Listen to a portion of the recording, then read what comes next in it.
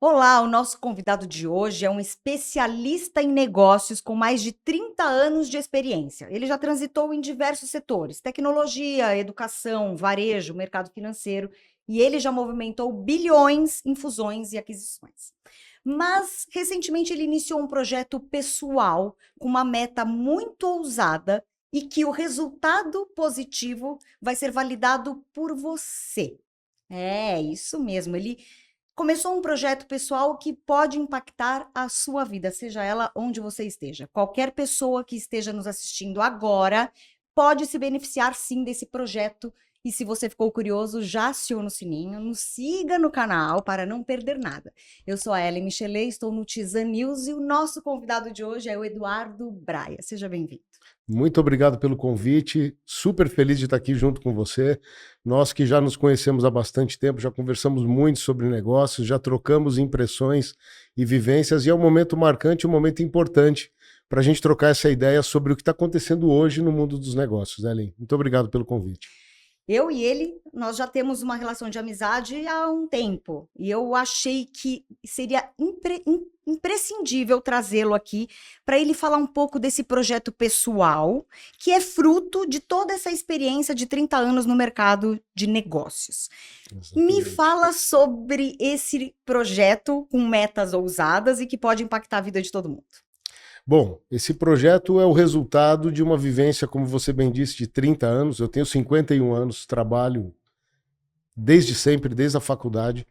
E passei por todos os caminhos, por todas as fases de uma carreira executiva bem-sucedida. Fui CEO de empresa aos 30 anos, fiquei 15 anos dentro do mundo executivo e achei, por falta de conhecimento, por falta de vivência prática, que o mundo dos negócios fosse uma decorrência natural de uma carreira executiva bem-sucedida. E me surpreendi bastante com os resultados que eu próprio não colhi ao fazer essa migração sem um preparo adequado, sem uma maturidade para um mundo que era completamente diferente do mundo corporativo. Eu costumo dizer, Ellen, que o mundo corporativo é muito simples de se entender, porque quando você entra numa companhia, você tem usos e costumes, você tem as regras, as boas práticas, os valores, as missões, e você entendendo aquela lógica, você vai transitando ali dentro com um público que respeita, a priori, essa regra colocada pelo dono da empresa. E A que hora que tem a ver, né? A pessoa se identifica com aquele, aquela diretriz, né, daquela empresa. Exatamente, se sente útil, percebe aquele fit. Muitas das empresas, best place to work, nossa, que legal. A empresa entende as minhas demandas, entende o meu jeito e me oferece tudo isso em contrapartida ao que eu ofereço para a empresa. Então, aquele casamento perfeito ele vai sendo avaliado.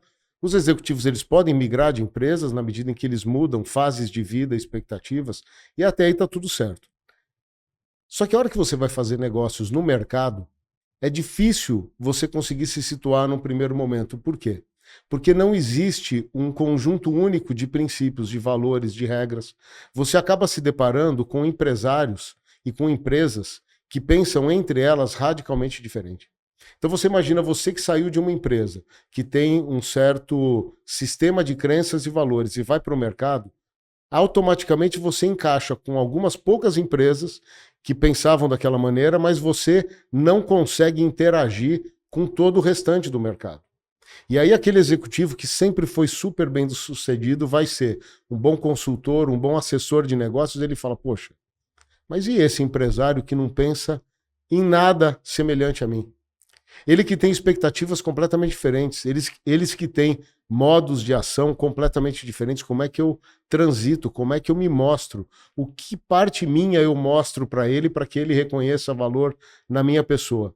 E a minha trajetória a partir de então foi de um aprendizado que demandou muito movimento, que demandou muita reflexão, muitos anos de mentorias e de coachings e de treinamentos para poder entender que o mundo é completamente diferente e que é possível sim eu preservar um posicionamento que me permita dormir tranquilo todo dia. O que ele está querendo dizer é que você esteja inserido no mundo corporativo. Você tendo uma profissão, mas não está conseguindo atingir a renda que você gostaria, né? O que você que está em casa sem fazer nada, está muito descolado do mercado. Todas essas pessoas, elas podem Desculpa, Rafa. O que ele está querendo dizer é que você que está em transição de carreira, não tem uma profissão, não tem. Você começou a trabalhar muito cedo, perdeu os negócios e hoje está em casa, tomando conta das crianças. Você que tem uma profissão, mas não está muito satisfeito, porque ela não te dá tanto aquilo que você imaginou que ela pudesse te dar um dia. O que você está querendo dizer é que o mundo dos negócios se encaixa na vida de qualquer um, mesmo eles estando encaixados ou não inseridos no mercado. É isso. Inevitavelmente. Porque o que acontece? Eu sempre faço uma reflexão. Hoje, ao mesmo tempo que a carreira profissional executiva ela está sendo abreviada, quer dizer, hoje, 50 anos, a minha idade, 55 anos, 60 anos, a gente já está alcançando praticamente um limite dentro de uma posição executiva na grande maioria dos grupos e das empresas.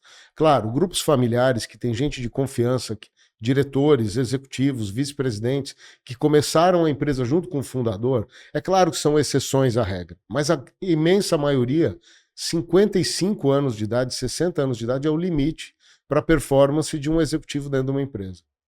Só que, ao mesmo tempo, a expectativa de vida tem aumentado brutalmente. Então eu costumo dizer, meu pai, nascido em 1941, a expectativa de vida dele no ano que ele nasceu era de 55 anos de idade. Meu pai hoje tem 83 anos de idade e o meu pai continua na ativa e ele continua performando, ele continua fazendo as coisas dele com uma saúde de ferro e caminhando com a vida dele. E aí eu pergunto para um executivo, como você, como eu, com 55 anos de idade, que está ali pensando e já ir diminuindo o ritmo e encerrar sua carreira. O que você vai fazer com toda essa sua bagagem? Com toda a sua bagagem e pelos anos que vem pela frente. Quanto você precisa ter de dinheiro guardado para preservar o seu padrão de vida, para continuar fazendo suas viagens, para continuar conhecendo os restaurantes, para continuar vivendo os momentos sociais ali com a sua família e com os amigos, pelos próximos 25, 30 anos. Não existe dinheiro para isso. E a questão é o seguinte, e o fruto da sua trajetória? Dos 20 e poucos anos, quando se formam na faculdade, até os 50, 55 anos, contatos e mais contatos, boa reputação, retaguarda, retrospecto, acervo de conquistas, você vai fazer o que com aquilo? O mercado parece virar as costas para esse tipo de experiência, por essa bagagem, né? Chega uma hora e fala assim, ele está muito caro para essa função. Não, totalmente. Mais ou menos isso. E olha só, Ellen, é o que eu costumo comentar, né? Talvez seja a primeira vez na história da humanidade onde várias gerações convivem ao mesmo tempo. Os baby boomers, geração X que é a minha, geração Y, geração Z, geração W e geração Alpha. Quer dizer, 6 gerações convivendo ao mesmo tempo, com expectativas completamente diferentes. Então você imagina, um executivo hoje, já maduro na carreira, 50 e poucos anos, vem de uma educação patrimonial. Quer dizer, a pessoa tem lá o seu apartamento, tem lá sua casa de campo, tem lá seus gastos, tem lá o seu patrimônio. Tudo isso demanda recursos para ser preservado, né? Casa de praia, um barco, e tudo que você tem, te tem também. Te tem também. Te custa ter as coisas. A gente costuma chamar isso de ativos que eu tenho, mas no fundo são geradores de despesa e não gerador de renda em muitos casos. Agora você pega um executivo e você compara com alguém que acabou de chegar de um MBA lá nos Estados Unidos, está super atualizado, está com aquela energia dos seus 25, 30 anos. Qual a expectativa de salário dessa pessoa contra a expectativa de salário de alguém que já está no mercado há 30 anos, precisando honrar os seus compromissos numa fase de vida diferente, até essa colisão entre alguém que chega mais leve e atualizado e alguém que busca uma atualização e sabe que tem uma demanda pesada por gastos, por recursos para honrar seus gastos todos os meses. Então, o que fazer? Foi aí que você encontrou um gap entre a pessoa experiente e o que está com gás. Aí você encontrou essa...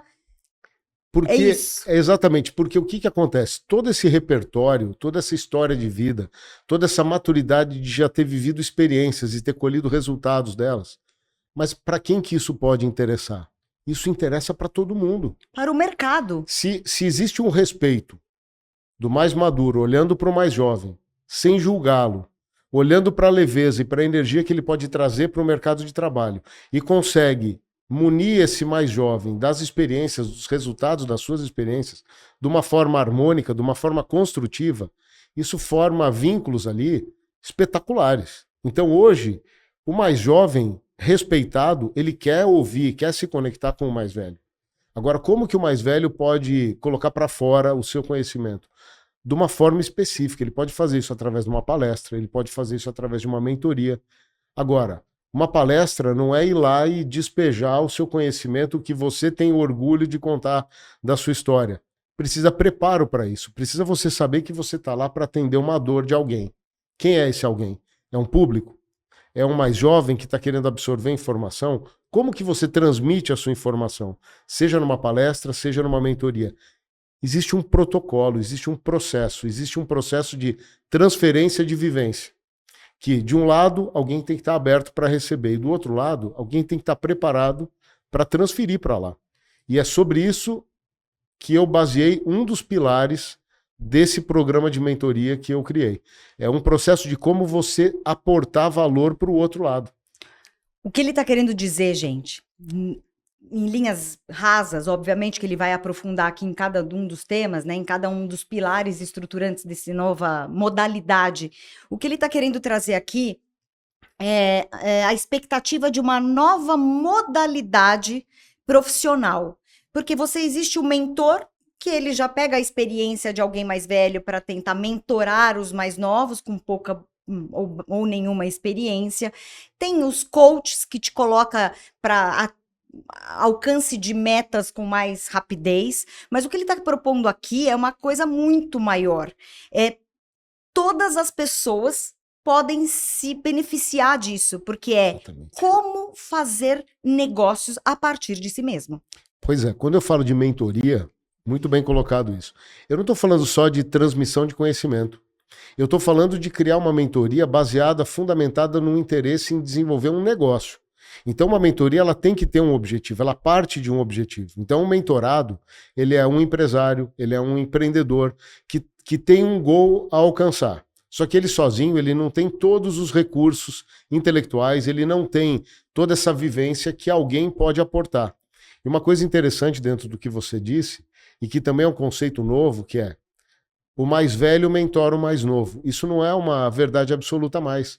Hoje, o mais novo mentora o mais velho também. Até porque, pelas questões de tecnologias, né? Hoje a pessoa está mais desatualizada, né? Então, todo mundo trabalha para todo mundo. Só que o Dealmaker, que é essa nova categoria que eu venho pregando por aqui. Dealmaker, que é uma palavra que lá nos Estados Unidos é atribuída àqueles homens que fazem grandes negócios, que não é só que realizam transações, são caras que transformam ideias em negócios. Então o Dealmaker é diferente de um assessor, é diferente de um mentor, é diferente de um coach. Por quê? Porque ele é tudo aquilo e mais alguma coisa. Qual é essa coisa a mais? Ele está sempre vocacionado a compor, a realizar, a concretizar alguma coisa. É diferente. Então, por isso que essa função de Dealmaker, ela é possível para todos, ela é atribuível para todos e, como você bem disse, é para todo mundo que está nos ouvindo. Eu não sei se você é um empresário, eu não sei se você é um empreendedor, eu não sei se você é um profissional liberal, eu não sei se você é uma dona de casa, eu não sei se você é um autônomo. Para todo mundo, essa possibilidade existe. Só que qual é a grande diferença num programa de dealmaking como esse que foi criado? É que eu costumo dizer que a gente troca ilusões por oportunidades. E eu não vou nem dizer que eu transformo ilusões em oportunidades, porque se são ilusões, não dá para ser transformado em oportunidades, não. É deixar as ilusões para trás. É você falar, aqui nunca houve, nunca haverá um negócio. Em compensação, as oportunidades estão ao redor, e a gente não sabe o que a gente faz com elas. A gente nem sabe que as oportunidades estão ali. Por quê? Porque a primeira coisa que um bom dealmaker faz é tirar a atenção de si e passar a colocar essa atenção no outro. Qual é a necessidade do outro? Eu sempre recomendo, logo como ponto de partida, que a pessoa liste 3 empresários, 3 consultores, 3 executivos e 3 investidores do círculo de relacionamentos e coloque atenção falando o seguinte, 3 empresários. O que esse empresário está precisando visceralmente hoje? Então, já é uma pergunta que a pessoa comum não está acostumada a se fazer. Muitas vezes o empresário, você pode ter uma conversa com ele, ele fala, Se eu tivesse capital de giro, eu multiplicaria meu faturamento por 5. Então, esse cara precisa de capital de giro. Se eu tivesse um bom diretor de vendas, eu expandiria para outra região. Diretor de vendas. Se eu tivesse dinheiro para comprar uma nova fábrica, eu multiplicaria o meu faturamento por 10. Ou diminuiria o meu custo operacional por 3. Isso tudo, a pessoa comum não tem olhar para isso, ela não está preocupada com isso. Muitas vezes, Ellen, você sabe bem disso, as pessoas elas estão mais preocupadas em, não, vamos lá numa reunião de networking, eu troco o cartão e eu saio de lá com uma mais foto profundo, no né? meu Instagram falando, nossa, conheci o fulano de tal, o mega empresário. Pode ser mais profissional que isso, pode ser, né? Muito mais, muito mais. Muitas vezes é assim, nossa, tirei uma foto com o Guilherme Bentimol, porque encontrei com ele. Pô, que legal. Bom, e? Qual é a demanda dele? Não, mas um cara como aquele, ele não tem demanda. Engano. Todos temos demandas. Pessoais, profissionais, no mundo dos negócios, todo mundo tem algo sobrando e tem algo faltando. E esse programa, e no programa de Dealmaking você traz isso, né? Você torna visível possibilidades de negócios. É isso que você faz? Exatamente. Eu faço provocações para que o olhar da pessoa comece a ficar 100% buscando oportunidades, olhando para as pessoas e falando o que ele precisa. Conversa com ele. Esse olhar chega num determinado momento, Ellen, que você, numa conversa de 10 minutos, até informal, você já consegue traçar inevitavelmente na sua cabeça o que aquela pessoa precisa, que alguém pode colaborar. Esse é um lado. O outro lado é você olhar para a mesma pessoa e falar o que ele tem a oferecer. E muitas vezes as pessoas têm coisas incríveis a oferecer. Tem um bom contato, tem uma rede de relacionamentos, tem uma pessoa próxima da família que está em busca de alguma oportunidade, e o Dealmaker é aquele que consegue saber, para um negócio ser feito, quais são todas as partes necessárias. Não é apresentar só uma pessoa para outra. Você se inserir nesse movimento acontecendo e fazer parte. Porque aí você, automaticamente, quando você percebe onde você pode se inserir fazendo parte de alguns negócios, automaticamente você vai ter um novo olhar para aquela situação. Com certeza. Por exemplo, eu vou dar um exemplo que a gente já conversou. Uma vez uma amiga minha, tinha uma amiga dela querendo comprar uma casa. E ela tinha uma outra amiga querendo vender. Ela fez essa ponte entre essas duas pessoas, mas ela não ganha absolutamente nada. Um dealmaking, talvez ele se coloque de uma forma... Não é o... Como é que é o batedor de... Não é o tomador de... É o intermediário. Exatamente. Se coloque na posição de intermediário sem ser indiscreto, sem ser... Invasivo. Invasivo. Porque eu acho que é isso. É isso, e tem uma diferença grande, né? No fundo... Num primeiro momento, quando você identifica alguém que precisa de alguma coisa, alguém que tem essa coisa, a tendência de toda pessoa, e olha, quando você sai do mundo executivo e vai para o mundo dos negócios, é assim que todo mundo pensa. Se eu apresentar um comprador para o vendedor, o negócio está feito. Eu vou ganhar uma fortuna se eu fizer isso. Só que o que eu busco mostrar no programa, depois de mais de 15 anos fora do mercado executivo e fazendo negócios, é que apresentar um comprador para o vendedor é o começo de uma jornada, não o fim da jornada. Sim. E muitas vezes o intermediário, ele é aquele cara que marca um jantar, ele apresenta um comprador para o vendedor e fala, olha, manda o dinheiro lá para casa a hora que vocês acabarem de fazer o negócio. Não é assim que as coisas acontecem. Porque assim fica feio, né? Assim, sem julgamento, porque tudo isso faz parte. E tudo isso é possível. Só que a evolução disso é o que eu estou pregando, que é o Dealmaker. O Dealmaker, antes de marcar um almoço, ele vai chegar para quem tem alguma coisa para vender, ele vai entrar profundamente no negócio. Eu tenho uma empresa para vender. De que setor que é a sua empresa? Quem são seus clientes? Quem são seus concorrentes? Como é que é a sua estrutura? Como é que estão os seus resultados historicamente falando? Que produtos você tem para vender? Como é que você está posicionado frente aos seus competidores? Em que região você atua? Como é que você vai? Como é que você vem? Então você tem uma fotografia de alguém. Aí você vai pegar outro lado, pode ser que você conheça um gestor de um fundo de investimentos, por exemplo, que está em busca de negócios. Você vai falar, poxa, já tem um negócio para te oferecer? Não. Gestor, que tipo de empresa você procura? Que tamanho de empresa? Ela pode estar endividada ou não? O dono tem que ficar ou ele pode sair do Isso negócio? tudo você aprende Isso tudo dentro do programa. é algo que no programa eu explico para que você aporte valor ali para o meio. A teoria do deal making que eu coloco é: você aporta muito valor e fica com parte dele. A tua remuneração é parte do valor que você aporta. Você poupa tempo do empresário, você poupa tempo do investidor e você ajuda a construir um negócio. A tua participação ela não é só no jantar. A tua participação é ao longo do processo. Porque você está sendo o pivô de uma relação que, primeiro, ela não termina na mesa, quando um fala que vai comprar o outro. Pessoal, vale dizer para vocês o seguinte, para quem não sabe, né?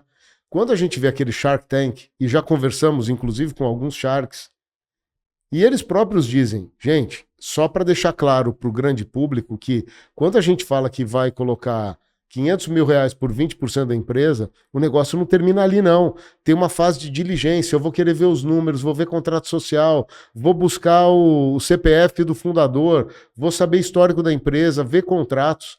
Leva um tempo, tem processo lá no Shark Tank, que nós ouvimos de uma das Sharks, falando que levou 9 meses em diligência e muitas vezes não deu certo. Acontecer aquilo, sim. Muitas vezes não houve o investimento.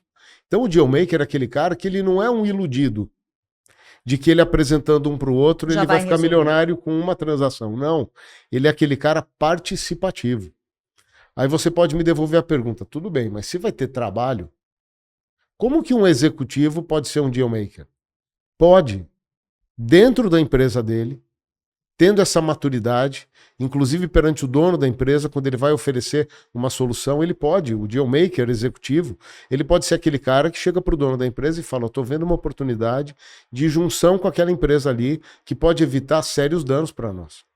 Essas oportunidades, elas acontecem mesmo. É você amadurecer aquela pessoa, respeitando o background dela, né, de profissional. Então, por exemplo, qualquer pessoa, às vezes numa cadeira de dentista, você tá ali com alguém que você acabou de atender uma outra que, se você fizesse essa conexão, seria incrível para ambas as partes. E você, Com enfim, certeza. nesse momento, como dentista, se coloca ali nessa posição. Olha, eu conheço alguém que pode te ajudar, às vezes numa conversa informal, mas você traz o quê? Profissionalismo para uma conversa que hoje é informal. E olha só, alguns casos práticos, né? Como deal maker, à medida em que ele amadurece como deal maker, pode acontecer sim dele fazer uma apresentação tão certeira, por conhecer muito bem um lado e muito bem o outro lado, que em uma ligação de telefone o cara viabilizou um negócio. Eu vivi isso no meio da pandemia, já conversamos sobre isso, acabei vendendo um ativo do setor sucroalcooleiro, uma usina térmica, onde o originador de negócios que me trouxe, ele conhecia tão bem o que eu fazia e o contexto, que ele participou de uma única ligação de telefone. A partir de então, o negócio foi concretizado em pouco mais de 40 dias e foi um sucesso. Ele recebeu uma remuneração ótima e eu paguei com todo gosto. Por quê? Porque ele foi certeiro. Hoje em dia, no mercado de M&A, de compra e venda de empresa, a maior carência que o mercado tem é de originadores profissionais de negócios. Não é o broker. Porque o broker, eu vou dar um exemplo, Ellen, e isso vale a pena. Em respeito a todos os corretores de imóveis que trabalham violentamente, que levam décadas, às vezes, para ter um portfólio de clientes e de ativos, uma carteira. Muitas vezes, quem tem um ativo para vender e contrata o corretor pela primeira vez, o corretor fala, eu tenho 3 clientes para o seu apartamento. Primeira reunião, o corretor é super bem visto, super admirado. Para o dono do imóvel, muitas vezes ele fala, bom, o corretor vai dar uma ligação de telefone, vai gastar 5 minutos, vai colocar a pessoa para falar comigo e vai ganhar 6% do valor do meu imóvel de 5 milhões de reais. Então ele vai ganhar 300 mil com uma única ligação de telefone. Num primeiro momento, antes da apresentação, para o dono do imóvel, o corretor ele tem um valor brutal. Depois da ligação de telefone de um primeiro contato, o que era valor virou custo. Porque fala, pô, eu não preciso mais do corretor. Aliás, se o comprador me pedir um desconto de 150 mil, é mais fácil para mim tirar isso da comissão do corretor. Por quê? Poxa, o corretor ele só fez uma ligação de telefone. Mal sabe o cara, ou muitas vezes sabe, e vira um uso e costume de pouco valorizar o trabalho do bom originador de negócios. É mais fácil subvalorizar e falar, bom, eu não tenho nada assinado com ele aqui. Ele me faz uma apresentação, e se ele quiser discutir comigo, ele que brigue comigo.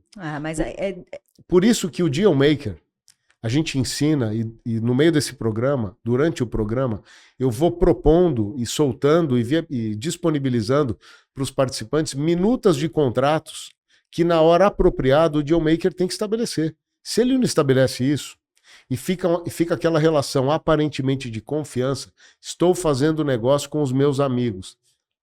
Pode misturar amizade com negócios? Pode. O que não pode é confundir amizade com negócios. E é muito comum mudanças de percepção de valor. Chega lá na frente, poxa, mas esse originador ele só me marcou um almoço. Agora, eu trabalhei 1 ano aqui nesse negócio, estou tendo resultado agora. Agora, olha... Agora não faz mais sentido eu recompensar daquele jeito. Por quê? Porque a percepção de valor muda com o tempo. É por isso que eu disse. É muito legal ser um deal maker, porque a gente vai ficando mais maduro e todo mundo um dia vai ter que ser um deal maker. Inevitavelmente. Ou a pessoa todos começa... somos, mas não todos sabemos. Já somos. Existem negócios acontecendo e que, como você mesmo disse, são invisíveis aos olhos da pessoa que está ali. Acorda, vai para um consultório médico, né? O médico não tem a mínima experiência no mundo dos negócios. Ele é muito especialista naquilo, mas ele não sabe olhar para aquilo como um negócio. Olha só que interessante. Tem um grupo de networking, um grupo de realizadores de negócios super interessante. Um amigo meu me narrou uma experiência que ele viveu super legal. Ele tem um escritório de advocacia, ele trabalha com a área tributária e a área trabalhista. E ele comentou comigo que num grupo de networking organizado para isso, para formar pessoas que saibam realizar negócios, mas não com a profundidade que eu estou fazendo agora, mas para fazer trocas orientadas de contatos. Ele falou, o maior contrato que eu tenho até hoje no meu escritório foi originado por um personal trainer. Falei, mas como? Não, eu falei o que eu fazia, apresentei numa reunião, o personal trainer entendeu o que eu fazia, e ele me apresentou para um aluno dele, que era presidente de uma das maiores farmacêuticas do mundo, que estava aqui no Brasil. Ele me apresentou para o cara e até hoje eu administro um contrato com sucesso e eu pago para o personal todos os meses um fee de originação e pago com muito prazer, porque ele me ajudou realmente. Então, assim, mas são relações ter essa ganha-ganha. consciência, né? É isso que talvez o deal making ele traz, né? Você também se valorizar. Dentro, claro, dentro claro. desse universo de possíveis negócios todos os dias, você também precisa se valorizar. Mas não é super interessante isso? Muito Porque interessante. Uma coisa é você se inserir dentro de grupos, querendo trocar cartão, querendo tirar foto e querendo aparecer ao lado de celebridade. Isso não dá resultado. Aí você fala, tá, tudo bem, mas isso tá cheio por aí. Tem muita gente que participa de grandes grupos, mas no sentido de ter um social, sair de um isolamento, porque uma das coisas que eu coloco bastante lá no programa é logo o ponto de partida. O primeiro encontro fala bastante disso, qual é a diferença das dores e das oportunidades vividas pelo dono da empresa, pelo executivo da empresa, pelo consultor e pelo investidor. O dono da empresa, ele é o suprassumo do desenvolvimento da pessoa se ele pretende ser bem-sucedido. Ele é o poliglota, ele tem que falar várias linguagens. Ele tem que falar uma linguagem com o sócio, uma linguagem com o gerente do banco, uma linguagem com o investidor da empresa dele, outra linguagem com o executivo, com o time, exato. com o CEO da empresa, outra linguagem com os outros funcionários, outra linguagem com o concorrente dele, outra linguagem com a mídia, outra linguagem com o governo. Então ele é um cara que você fala, mas quem ele é? Que papel ele agora está precisando desempenhar? Você consegue imaginar a solidão de um dono de empresa? O dono de empresa, que aí você fala, não, ele volta para casa e lá em casa ele está confortável. Não, muitas vezes eu escuto isso dos meus mentorados, ele não consegue dividir o cenário real da empresa dele com a mulher dele. Ele não, muito menos com a família dele. Muitos deles acabaram saindo de uma infância muito restrita em recursos, acabaram vencendo, batalhando, trabalhando. A própria família olha para ele e fala, pô, mas esse cara mudou. Esse cara não é mais o mesmo. Esse cara não quer mais saber da gente. Esse cara mudou de vida. Então, a solidão de um dono de empresa é imensa. Aí o CEO fala, não, peraí. Eu cheguei na crista da onda, eu represento, eu sou a figura de proa da empresa. Eu sou quase um dono. Não, não é. Se ele não tiver um alinhamento de expectativas, sabendo qual é o lugar dele... A frustração é 100%. A frustração é 100% e pior. É uma briga inglória. É um conflito de agência que a gente fala, inglório. É melhor o CEO falar, eu vou ser o melhor CEO, eu vou fazer tudo alinhado com a expectativa do dono. Eu quero ter essa confiança com ele. Talvez um dia eu seja dono da minha. O dia que eu for dono da minha, aí eu vou poder fazer as coisas do meu jeito e vou poder contratar um CEO para se colocar na posição de CEO. Eu busco, Ellen, e você sabe disso, você já me conhece há bastante tempo, compor as diferenças. É sempre composição de interesses. Nunca, ou evitando ao máximo, a discussão de posições. Por isso que uma das habilidades do Dealmaker, que a gente fala bastante no programa, é negociação. Eu gosto muito, entre várias fontes, daquele método de Harvard que fala: discuta interesses e não posições. Faça crescer o bolo de abundância, de recursos, de objetivos, para que você possa criar oportunidades de cada um ter os seus interesses alcançados, e não uma posição. E isso é interessante, porque às vezes você está trabalhando no mundo corporativo para alguém. E aí você olha e você fala, puxa, eu estou gerando negócios, eu estou sendo originadora de negócios dentro, obviamente, do Olerite, você está ganhando aquilo. Mas como que você poderia aumentar? E você ama fazer aquele trabalho, mas você sabe que se você continuar naquele trabalho para o resto da sua vida, você não vai ter o final de vida que você tem vontade de que você sonhou. Então, o deal-making, ele entra nesse momento, como você pode fazer o que você gosta e talvez ganhar em outras frentes. Sem você abrir mão daquilo que você gosta, e você está na sua zona de conforto de fazer, que você faz muito bem, mas criando outras oportunidades, até tira um pouco, baixa um pouco a sua expectativa. Ai, como é que eu vou fazer para ganhar dinheiro? Claro, eu tô aqui há claro. 15 anos na mesma empresa, o meu final de vida vai ser o quê? Uma aposentadoria, sei lá, algum dinheiro, algum fundo de investimento que eu coloquei, que vai me gerar pouco? Não, e uma questão importante, e que tem que ficar claro para todo mundo que está nos assistindo aqui: dealmaking é sobre ganhar dinheiro, é sobre fazer dinheiro. Dealmaking é sobre fazer dinheiro agora. Dealmaking é sobre você passar uma boa impressão, legítima, original. Séria. Original porque é sua. Você não é igual a ninguém. Você pode seguir uma trilha parecida, mas assim, originalidade é o ponto inicial do dealmaking. É por isso que tem espaço para todo mundo. Não, mas eu estou me formatando como um executivo que trabalha na Faria Lima, em algum dos bancos de investimento. Você olha, eles são todos muito parecidos. Sim. É quase que um degradê, assim, é ocre claro até ocre escuro, não tem outra cor ali. Não, o dealmaker não. O dealmaker você pode ser, e você tem que ser você mesmo, mas tem que ter um produto associado à sua pessoa que você possa oferecer para alguém. Por exemplo, gosto da Ellen. A Ellen tem um histórico em vários setores, multifacetada, tem uma habilidade de comunicação, dá para ver, mas já passou por determinados setores. Ellen, eu preciso de você comigo. Ótimo, eu tenho como te atender. Eu faço uma mentoria, eu posso te entregar uma tarde com você para ajudar no seu planejamento de comunicação. Tem que ter um produto.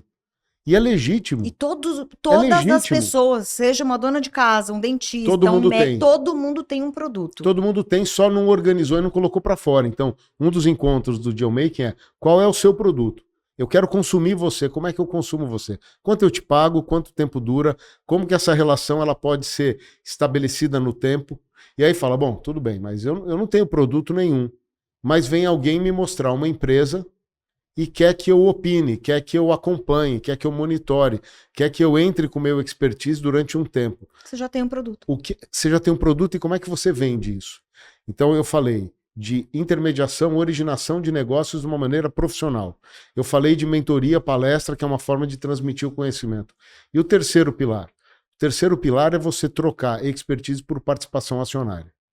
Por exemplo, isso aí é interessante. Olha só, e de novo... quanto mais... É dinheiro. Originação de negócio é dinheiro na mesa, tá? Funcionou, dinheiro na mesa. Então, mas eu sou executivo. Você pode sim originar negócios, desde que, obviamente, não conflitem com o objeto da sua empresa e do que você está fazendo. Isso você pode originar também claro, você pode originar paciente para um médico. Você pode originar aluno para o seu personal trainer. Você pode receber em dinheiro ou você pode receber em serviço. Eu posso originar alguém para você, para uma consultoria, para uma mentoria sua. Isso é legítimo. E outra, todo mundo vê com bons olhos um lead qualificado. Tem gente que vai para a internet, gasta dinheiro, gasta uma fortuna com tráfego pago para trazer uns leads que precisam ainda ser filtrados, enquanto que uma originação direta você já traz a pessoa na mesa. Então, originação. Segundo, mentorias e palestras. Organizou, é para cobrar dinheiro na mesa. Ah, mas vamos almoçar e vamos bater um papo? Vamos. O que eu tenho acostumado a fazer? Tirando os meus amigos muito próximos, que a gente fala um pouco de tudo, inclusive de negócios, se a pessoa está querendo um aconselhamento sobre o negócio, está querendo me oferecer uma oportunidade de investimento ou uma consultoria, eu tenho solicitado para a pessoa, vamos marcar um horário, vamos fazer uma mentoria, eu posso te ajudar. Mas não vamos confundir as coisas. Às vezes a gente pode marcar um almoço para falar das nossas famílias, para falar do jogo de futebol, para falar do resultado da Olimpíada, para falar de um esporte.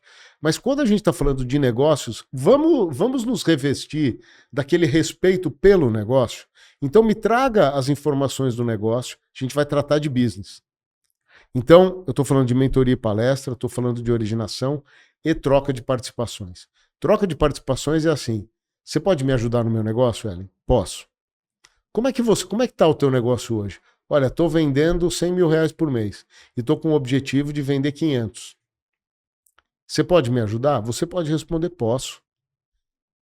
O que eu vou aportar de conhecimento aqui dentro e de tempo e de expertise meu? E quanto de que isso retrospecto? representa de participação? Se eu virar o seu ponteiro de 100 para 500, vamos combinar que a cada 100 você me dá uma participação progressiva na empresa?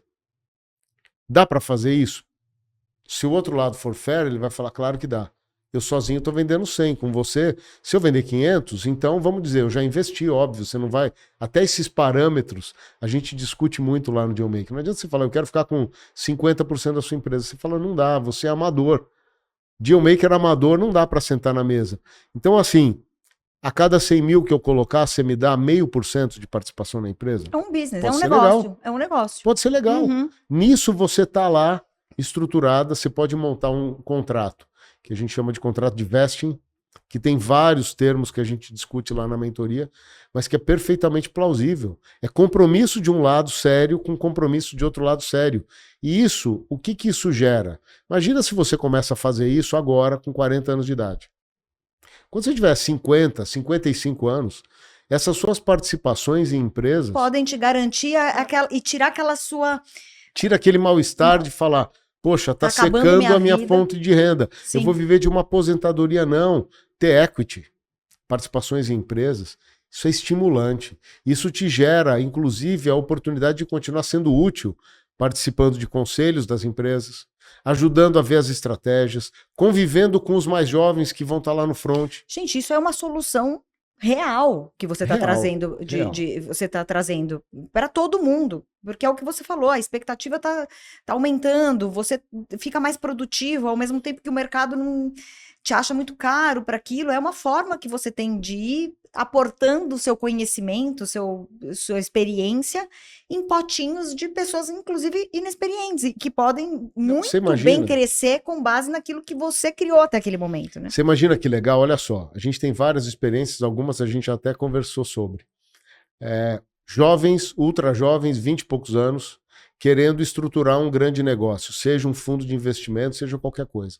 Quem vai colocar dinheiro num jovem de 20 anos? Ou é quem tem um olhar e consegue enxergar um talento incrível ali no jovem, ou que então precisa ser outro gênio para enxergar isso. Precisa ser um outro gênio. E se o cara tiver esse talento, normalmente ele acaba trazendo o jovem e acaba ficando o dono do negócio no tempo. Agora, se um jovem, para ganhar notoriedade, para ganhar endosso, ele monta um conselho da empresa dele, logo na largada, com uma tese, ele consegue chamar pessoas mais velhas que vão trabalhar como conselheiros na empresa, que podem ser remunerados, inclusive. Às vezes sim, às vezes tem muita gente que quer participar de conselhos voluntários só para estar ativo no mercado. Você monta uma coleção de notáveis que endossam o mais jovem e que mudam completamente a percepção de valor. Então você que está lá entrando, você pode falar, olha, eu não quero uma remuneração, mas eu quero um percentual de sucesso. Se você conseguir, junto comigo, junto com a gente do conselho, fazer esse negócio decolar em até 1 ano, faturando tanto. Então, a cada tanto de faturamento, nós do conselho vamos ganhando, nós do conselho, ou nós como aconselhadores ou como mentores. O mentor pode fazer isso. Ele está lá aportando um serviço contra uma participação progressiva na empresa em função de resultados. Você consegue ver? Consigo. Que a gente começa a juntar as coisas, a compatibilizar gerações. Não é uma coisa mais... Não existe contradição nisso. Parece um paradoxo, tá? Mas o mais jovem e o mais velho... Não. O mais jovem junto com o mais velho... É unindo forças. É incrível. Unindo potencialidades. A gente vê isso muito no mundo dos negócios, né? Em startups. Assim, as pessoas têm... Puxa, um garoto é muito bom em fintech, para criar uma fintech, mas ele não é muito bom em rede social, que aí você, né, pega uma pessoa que é estrategista nesse, aí você vai juntando forças, ó, te dou 5% para você trabalhar especificamente nisso, né, em rede social, em marketing, o outro em finanças, o outro em negócios, o outro em, sei lá, desenvolvimento de novos produtos dentro de um mesmo guarda-chuva. São inúmeras as possibilidades. Genial. E outra, a ideia dessa mentoria do Deal Making é trazer pessoas para perto. Não é uma mentoria, é um programa de profissionalização. Exatamente, é um né? programa que hoje tem duração de mais de 2 meses, onde são 6 encontros semanais, todas as segundas-feiras à noite. Tem uma mentoria individual com cada participante, tem uma mentoria coletiva ao final, para que todos possam trocar experiências e colaborarem mutuamente com os negócios uns dos outros. E assim, os resultados que eu tive na primeira turma foram espetaculares. Espetaculares, porque é uma carência que existe. É uma carência hoje. que existe. Eu olho para você, já falei isso para você. Reconheço habilidades de comunicação incríveis. Multigeracional. Você consegue se comunicar de uma forma inteligível com todas as gerações. Isso para uma pessoa, para um engenheiro como eu, para alguém do mercado financeiro, para o ultra jovem e para o mais velho, mais maduro. Falta, né? Todos estão envolvidos no mesmo negócio. Como compatibilizar a comunicação? Isso é muito difícil. As expectativas das gerações são completamente diferentes. É o que eu falo, eu tenho na minha casa o meu filho, que é geração alfa, minha filha, que é geração W. Entre eles já tem diferença. Uma com 16 anos, outro com 14 agora. Um já nasceu com o iPhone na mão. É complexo. Mas são complementares. Em algum momento, nesse mundo, né, nessa jornada de um negócio, as pessoas podem ir se complementando e criando uma rede, né? É uma composição de talentos. Por isso que eu falei, a virtude maior que a gente, ao final, conclui no deal making e com a vida é: para um negócio dar certo, tem que ter algumas pecinhas ali dentro. Não basta só alguém com um plano e super esforçado, trabalhando dioturnamente, como que quanto mais eu trabalho, mais vai dar certo o meu negócio. Se você não tiver uma boa comunicação, não dá certo. Se você não tiver um bom marketing para atrair os olhares para você, também não dá certo. Se você não tiver um design, também não dá certo. Se você não tiver um bom produto e só tiver marketing... Se você não tiver um bom produto que... Não é um bom produto. Se você não tiver entendido a dor de alguém, de um público, e construído ou encontrado uma solução para atender aquela dor e não souber para quem é, também não dá certo. Se você não tiver tecnologia, também não dá certo. E você colocou todo esse seu expertise de 30 anos em fusões e aquisições, em todas os setores que você permeou nesse programa, porque a pessoa sai dali com sabendo um pouquinho de tudo, sabendo se inserir. Claro, no fundo, eu explico processos, e os processos, independente do setor, eles são muito parecidos, e, Ellen, por incrível que pareça, as reações das pessoas são muito parecidas. Negócios, a gente está falando 100% de seres humanos, numa ponta e na outra. Você pode colocar uma marca de uma empresa, o nome de um fundo, um banco ali no meio, mas fundamentalmente são duas pessoas tratando. E pessoas, elas reagem de maneiras peculiares, mas muito parecidas. Muito parecidas. Então, eu busco o quê? Eu busco mostrar o que são essas percepções, como funcionam esses comportamentos, como é que uma pessoa reage, como que normalmente essa percepção de valor, como eu falei, até agora eu estou para apresentar uma parte para outra, o meu valor é alto. Apresentei, meu valor acabou. Então, assim, isso, não pode, não tem... num primeiro momento... A sensação, Ellen, que foi a que eu passei na pele e busco evitar de quem está comigo, quem está nos ouvindo aqui, a sensação é de uma frustração tremenda. É de você desacreditar nas pessoas. Você falar, nossa, eu não sei se a questão está aqui no Brasil, eu não sei se no mundo inteiro é assim, mas não é justo isso. O meu valor ele tem que ser percebido. E aí a hora que você perde o valor por inexperiência, por ilusão, você tenta consertar e não dá mais para consertar. Então, colocar as regras na mesa é muito bom.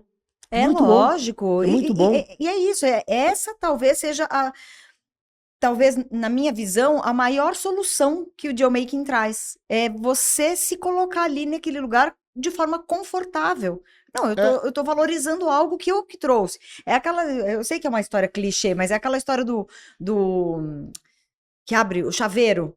É, A pessoa tenta por 2 horas a tentar abrir aquela porta para tentar tirar a chave dali. Ele vem em é. 5 minutos, ele consegue. Ah, mas você vai me cobrar 300? É, mas o que me faz fazer isso em 5 minutos foi toda a história que me trouxe até aqui.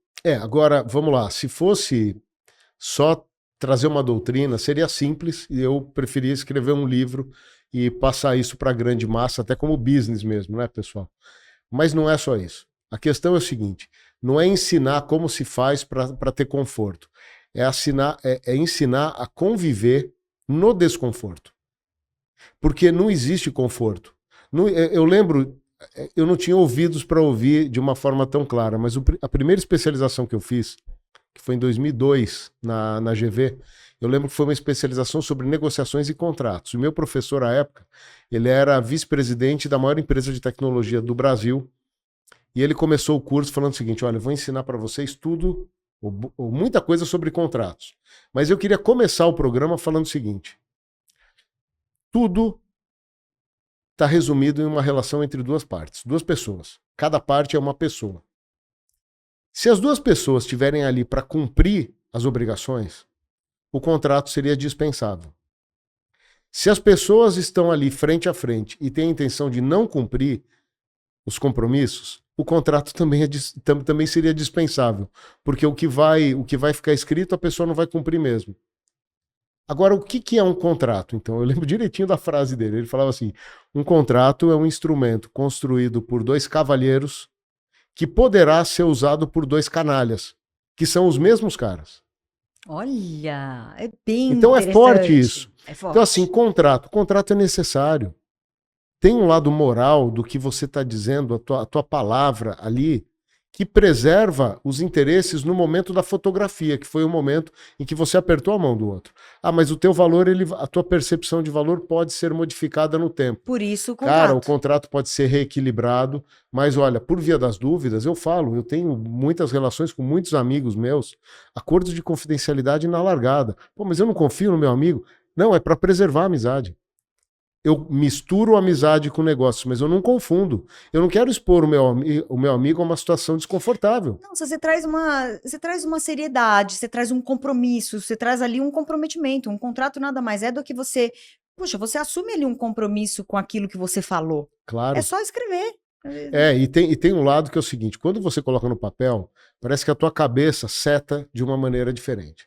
Quando você não põe nada no papel, e, por exemplo... Posso dar meu testemunho. Quando eu saí do mundo corporativo e comecei a fazer negócios, eu tinha na minha cabeça 20 oportunidades acontecendo ao mesmo tempo. Todas em construção. In progress, né? Work in progress. Aí o que acontece? Qual seria o resultado das 20 materializadas naquele momento? Nossa, então eu estou com um pipeline de negócios aqui de 20 milhões de reais para esse ano. O que acontece? Quando você não organiza e não se compromete com uma por uma, cai uma oportunidade de 50 milhões. Aí você lamenta naquela hora, mas já entra outra de 60 milhões. Aí cai uma de 30, entra uma de 50, cai uma de 8. No final, passou o ano, você não concretizou nada. Nenhum. E na tua cabeça, você se via fazendo o negócio todo dia, você se sentia produtivo, rezava à noite falando: Senhor, me ajuda, eu tô aqui, eu tô fazendo tudo que está ao meu alcance. Traz, vai, coloca o dedo aqui, faz aquilo dar certo, mas você não está ajudando a causa. É isso. Você não está colocando no papel, você não está se comprometendo, você não está calendarizando, você não está colocando compromisso na agenda, você não está parando para analisar se esse negócio vai ou não vai.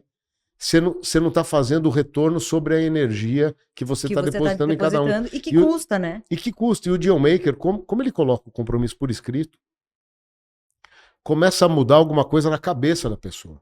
E de novo, pessoal, para vocês que estão nos ouvindo, tudo é possível, dá para fazer, mesmo negócios pequenos. O convite à provocação, Aliás, é muito legal você pensar nos pequenos negócios que você vai se sentindo seguro para você talvez se arriscar em negociações um pouco maiores.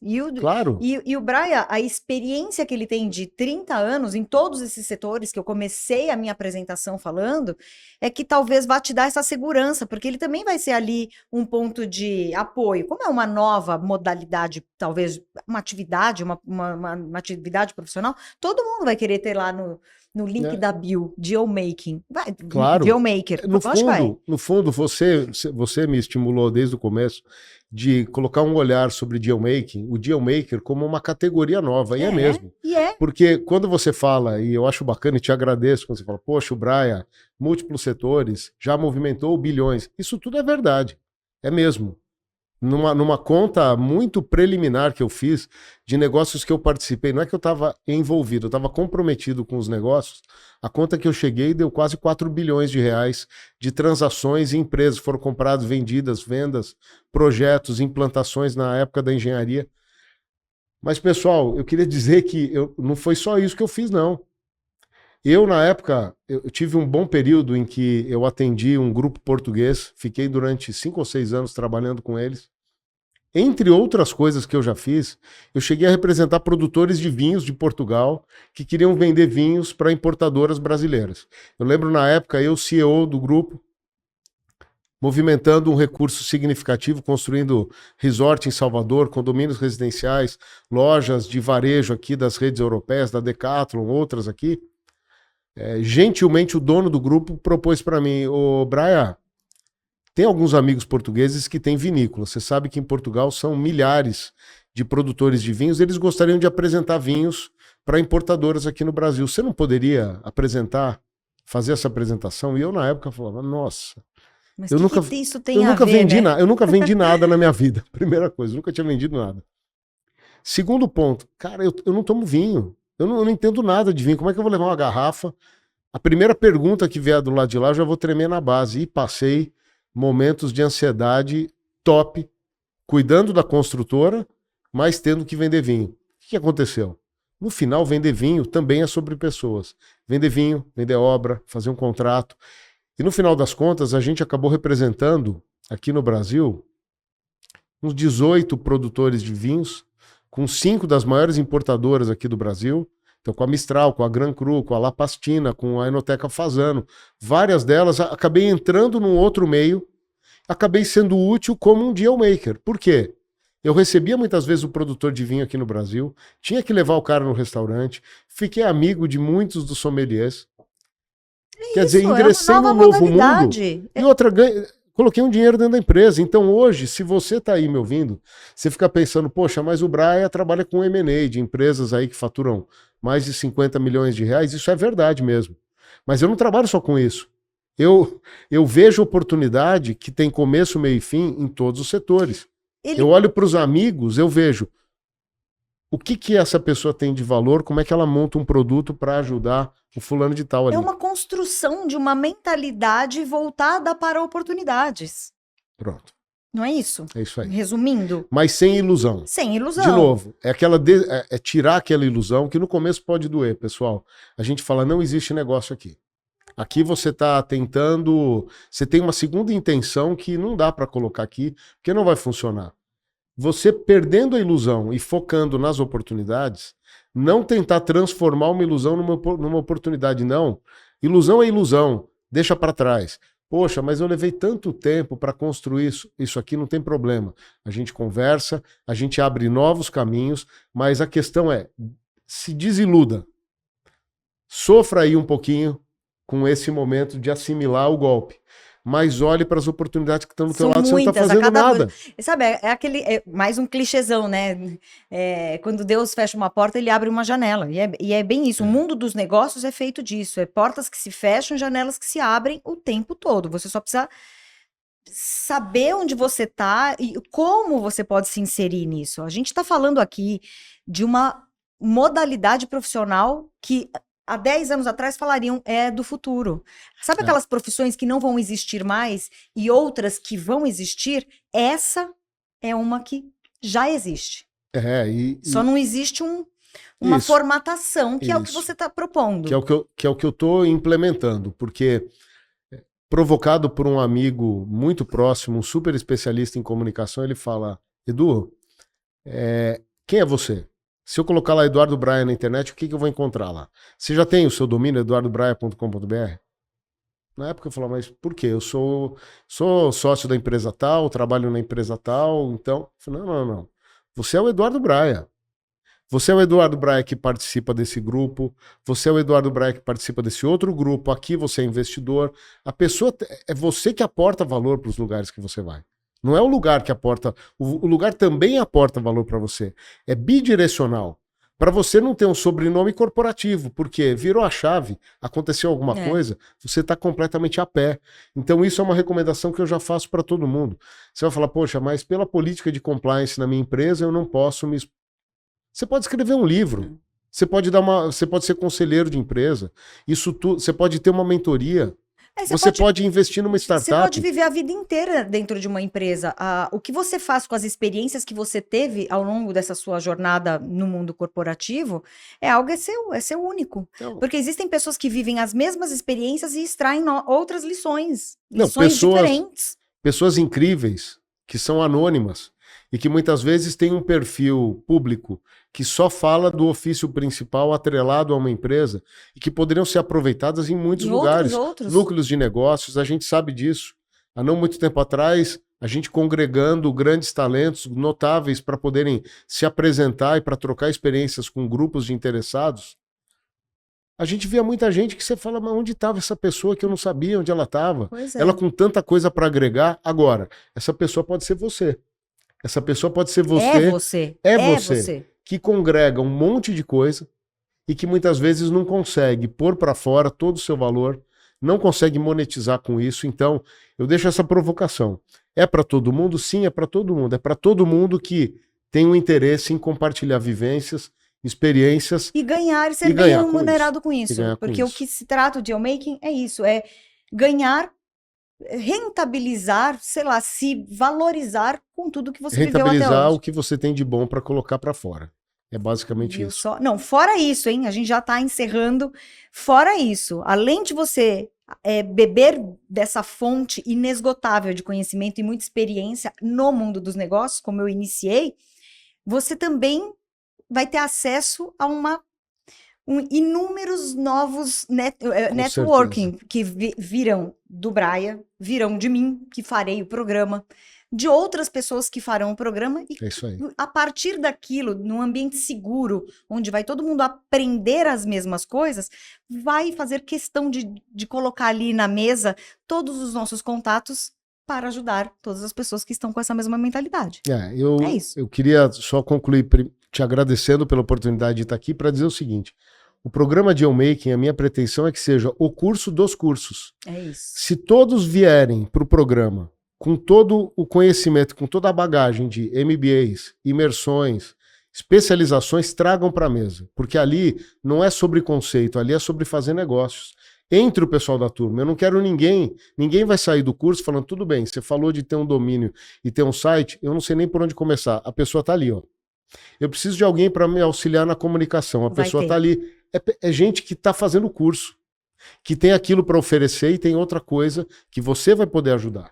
Então, esse é o meu espírito, é como eu tô... O dealmaking é para todos. É isso aí, é para todos. Não é verdade? Isso aí. Eu adorei. Poxa, eu muito acho obrigado. Que a gente podia ter papo Super aqui para mais algumas horas, porque ele tem muita coisa legal para trazer para a mesa. Eu tenho certeza, eu confio 100% nesse programa. Eu sei que esse programa se trata de uma nova modalidade profissional, essa modalidade que você vai usar até os seus 80 anos, e quanto mais, melhor. Muito obrigada por... Eu sei agradeço. Que a sua agenda é complicada, mas foi um prazer imenso estar aqui. Prazer foi todo meu. Obrigado a Tizan também pelo convite, pela oportunidade de estar aqui com esse público incrível. Obrigado a todos aí. Tchau, tchau.